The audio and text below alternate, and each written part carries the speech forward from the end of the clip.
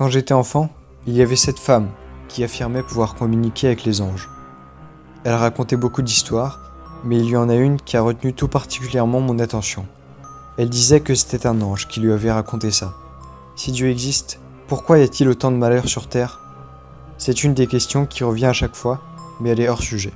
Toute chose doit avoir un équilibre, la lumière et l'ombre, le bien et le mal. Sans l'un, l'autre ne peut exister. Si c'est vrai, alors Dieu ne fait vraiment rien pour combattre le mal ? Ça pourrait être la question qui se pose alors. Bien sûr qu'il combat le mal. Il y a un ange, D'Artagnan, qui erre sur terre et élimine le mal là où il se trouve. Il tue des êtres dont nous ne voudrions pas connaître l'existence. Il les détruit afin que nous puissions dormir paisiblement la nuit. Nous, les humains, n'avons aucune idée de combien d'entre nous vivent grâce à lui. Mais qu'en est-il de Staline, Hitler, Ted Bundy, Jack l'Éventreur ? Eh bien, ce sont la minorité de ceux qu'il faut laisser vivre, pour l'équilibre. Ceux détruits par D'Artagnan sont bien trop horribles et vils pour vivre dans notre monde. Ce qui est drôle, c'est que je parierais que vous n'avez jamais entendu le nom de D'Artagnan dans les textes religieux, mais je pense tout de même que vous le connaissez. On a un autre nom pour le désigner. Syndrome de mort subite du nourrisson. Lundi, j'ai élaboré le plan parfait. Personne n'était au courant que nous nous connaissions. Mardi, il a volé le flingue de son père. Mercredi, nous avons décidé de le faire pendant l'assemblée des élèves du lendemain. Jeudi, nous avons attendu devant les portes du gymnase. Nous avions convenu que j'abattrais le premier qui sortirait du bâtiment, puis il prendrait le flingue et entrerait dans les gymnases pour commencer le massacre. La personne qui était sortie la première était Mr. Queen, le conseiller d'orientation. Je lui ai tiré 3 fois en plein visage. Il est tombé raide mort dans les gymnases. Le bruit déclenché par les coups de feu était assourdissant. J'ai entendu des cris à l'intérieur. Personne ne nous avait encore vus. Je lui ai tendu le flingue en lui disant « C'est ton tour maintenant ». Il a couru dans le gymnase et a commencé à tirer. Après un moment, je l'ai suivi. Il n'avait encore touché personne. Les élèves se bousculaient et se cachaient. C'était le chaos. Puis, j'ai couru vers lui et je me suis jeté sur lui. Nous nous sommes battus.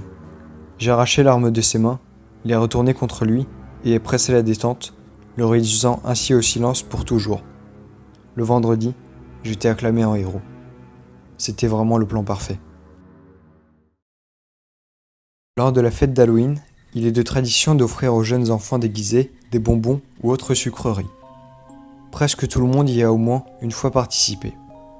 Même si l'ambiance de cette fête reste une fausse épouvante et qu'elle se passe souvent dans un contexte convivial, l'histoire qui s'est déroulée la semaine dernière donne à la fête un goût glauque et effrayant.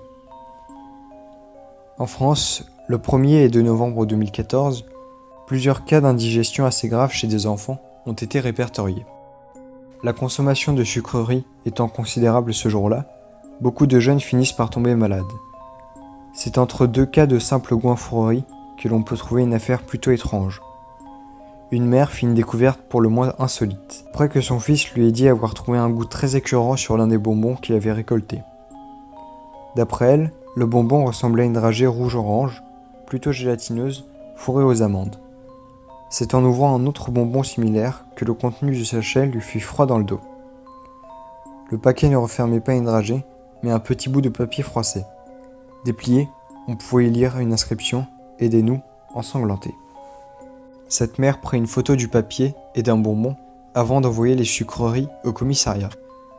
C'est après une analyse de sucreries et du papier que le verdict fut donné. Le bonbon était composé de graisse humaine, les amandes étaient des ongles découpés et du sang mélangé au sucre avait été concentré à l'intérieur de la dragée. Le liquide rouge sec que l'on a retrouvé sur le papier était bel et bien du sang lui aussi. Les enquêteurs privilégient la thèse du canular, mais aucune possibilité n'est rejetée. Il va sans dire que la consommation de ces douceurs est très fortement déconseillée. Je ne sais toujours pas quoi penser de ce qui m'est arrivé la nuit dernière. Pour vous replacer le contexte, quelques problèmes personnels m'ont fait prendre du retard sur mon travail, alors ce soir-là, j'avais décidé de rester tard au bureau.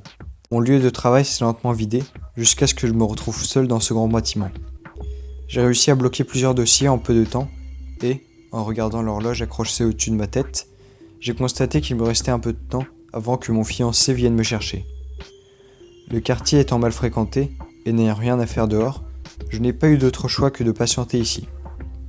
Peureuse de nature, je n'étais pas enchanté à l'idée de rester seul dans un endroit tout, sauf rassurant la nuit. Mais je suis descendu rejoindre ma grande amie, la machine à café du premier étage. Au moment où j'allais rentrer dans l'ascenseur, j'ai entendu un gros boom, comme si quelque chose était tombé.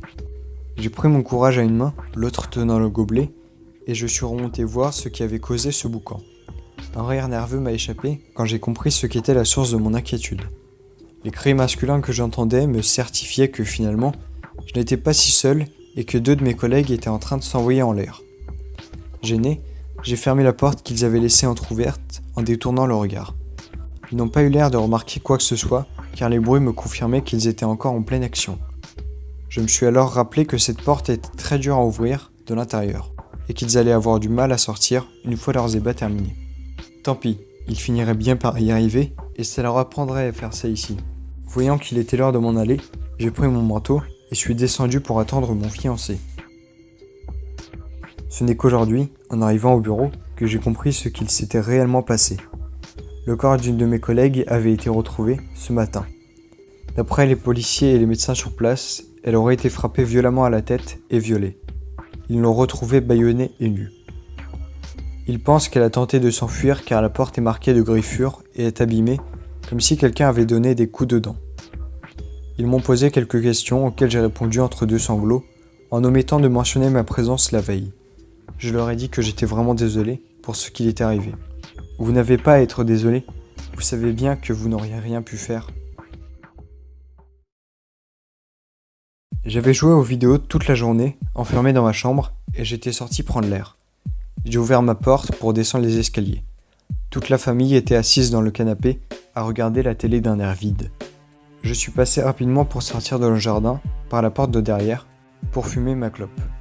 J'étais assis sur les marches et il me restait à peine quelques taffes quand j'ai entendu la porte se claquer, suivi du bruit du verrou. Je me suis relevé et j'ai tourné la tête. Ma mère se tenait derrière la porte. J'ai commencé à rigoler et je lui ai demandé ce qu'elle faisait. Elle me regardait droit dans les yeux, sans rien dire. J'ai arrêté de sourire quand je lui ai de nouveau demandé pourquoi elle m'avait enfermé dehors. Elle est restée immobile, le visage dénué d'émotion. J'ai fini ma cigarette et j'ai jeté le mégot. J'ai essayé d'ouvrir la porte et de jouer avec la poignée. J'étais vraiment enfermé. Je lui ai demandé de m'ouvrir et c'est là que j'ai vu mon père et ma sœur se tenir derrière ma mère, tout aussi neutre et immobile, le regard fixe. Là, j'ai commencé à frapper à la porte.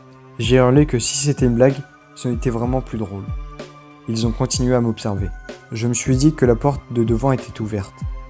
J'ai sauté par-dessus la barrière et sprinté vers l'avant de la maison avant qu'il ne ferme aussi ce verrou. J'ai failli me faire écraser par une voiture qui se garait. C'était celle de mon père et tout le monde était dedans. Je me suis rappelé que j'étais seul à la maison.